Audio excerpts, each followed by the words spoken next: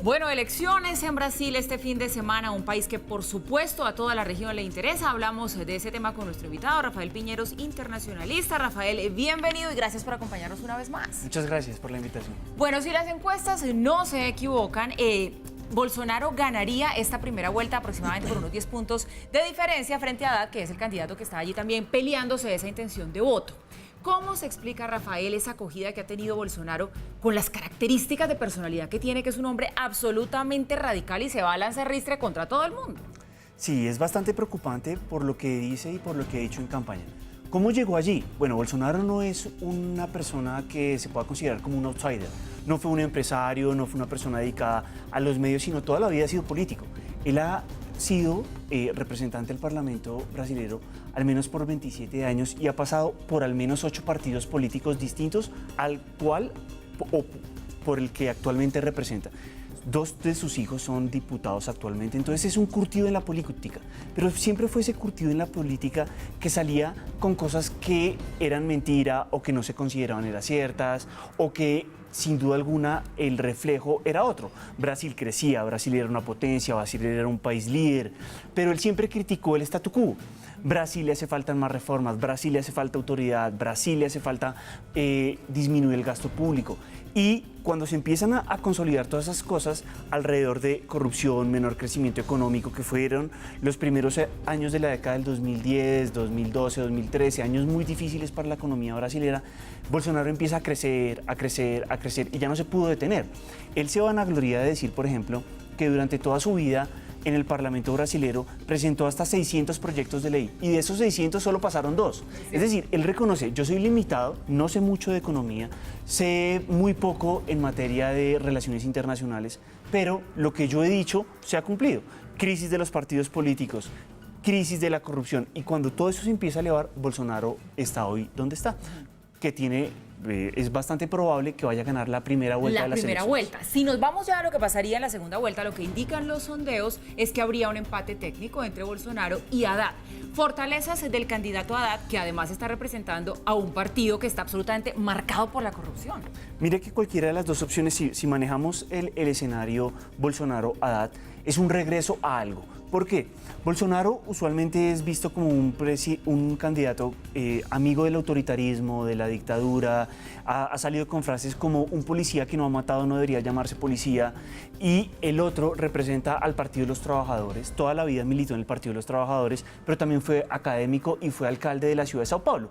Sao Paulo como estado y la ciudad de Sao Paulo en sí son la segunda economía de Sudamérica, después de Brasil. Es decir, es un estado muy fuerte y Haddad logró tener una buena alcaldía, digamos, y a pesar de que participó en los gobiernos de Lula y de Dilma Rousseff, se le critica significativamente el hecho de que no hizo nunca un mea culpa acerca de los problemas de corrupción que tenía su partido. ¿Cuáles son las ventajas? Hombre, los mercados lo he dicho, en Standard & Poor's sacó un comunicado el día martes, es decir, ayer, en el que decía que Haddad era tal vez el mejor candidato, pero pues hay que esperar. Yo creo que lo que se va a dar es un escenario de balotaje o segunda vuelta como la conocemos en Colombia, y yo creo que ese empate técnico se puede despejar a partir de la participación en la televisión pública, que es la que determina el tiempo que cada uno tiene en televisión nacional, y a partir de los debates. El voto de las mujeres, Rafael, ¿qué tan decisivo lo ve usted como lo están diciendo en Brasil? Porque además hay un colectivo de mujeres absolutamente importante en contra de Bolsonaro que ha hablado mal de las mujeres. Sin duda alguna, y las mujeres pueden jugar un papel determinante. El problema es que Haddad no convence a los más pobres de Brasil, convence a la clase media, convence a la burguesía, pero no convence a las clases más pobres y deprimidas, que fueron las que Lula sacó de la pobreza o el PT sacó de la pobreza, digamos, y ahí es el desafío. Él tiene que conectar más con la gente, tiene que conectar más con eso con el pueblo, ¿sí? El lema de Haddad es por un pueblo feliz.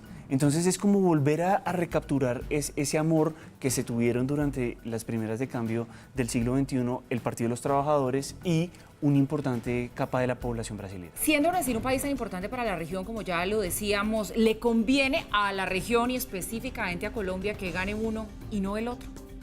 Digamos que al menos en los debates televisivos que he oído hasta el momento, Haddad por lo menos sí mencionó de manera clara y precisa que la política exterior de Brasil debería enfocarse de nuevo a la integración latinoamericana, a la cooperación sur-sur, a reactivar el Mercosur. Eso para los del sur, es decir, para Uruguay, Paraguay, Argentina, que dependen significativamente de la economía brasileña, es muy importante.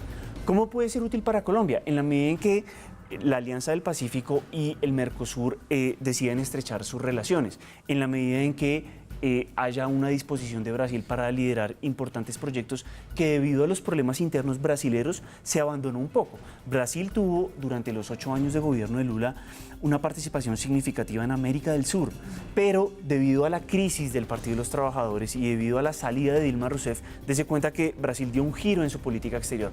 Bolsonaro habla de acercarse a democracias privilegiadas como la de Estados Unidos. Donald Trump debería ser un ejemplo y no una amenaza. Entonces, si gana uno, pues uno esperaría una política más enfocada hacia ese tipo de actores, y si gana el otro, uno esperaría tal vez una política más enfocada hacia América del Sur. Bueno, pues un análisis más que interesante, pero hay que decir que estas elecciones sí están muy reñidas, porque lo que dicen los sondeos hasta ahora, pues así lo muestran. Imagínense lo que puede pasar entonces en la realidad. Atentos quedamos a lo que pasa este fin de semana y lo analizamos después con usted si quiere volver. Muchas gracias, Por supuesto, Rafael, muchas como gracias siempre, por la invitación. por acompañarnos. Vamos a una pausa y ya regresamos.